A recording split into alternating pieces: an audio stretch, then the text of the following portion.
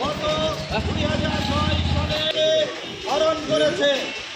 তারা বাংলাদেশের মানুষের শেখ হাসিনা তার সিক্রেট কারাগার আয়নাগর বানিয়ে বাংলাদেশের অধিকার, ভাতের অধিকার থেকে শুরু করে বাংলাদেশের মানুষের আইন শৃঙ্খলা বাহিনী দিয়ে ছাত্র এবং জনতার মতো রেখে অবিলম্বে এই খুনি হাসিনার দৃষ্টান্তমূলক শাস্তির মাধ্যমে বাংলাদেশের জন্য বর্তমান সরকারকে আহ্বান জানিয়ে আমি আমার কথা শেষ করছি।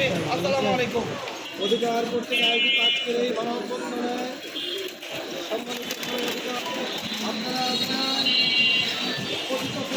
সরকার ধরে নিয়েছিল মানুষের মৌলিক মানবাধিকার থেকে হাজারো মানুষকে হত্যা করেছে, হাজারো মানুষকে গুম করেছে, মানুষের অধিকার তারা ছিনিয়ে নিয়েছে।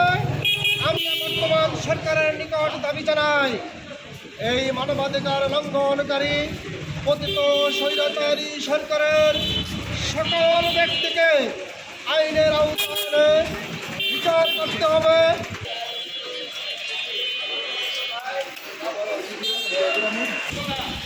এই অবস্থা থেকে এই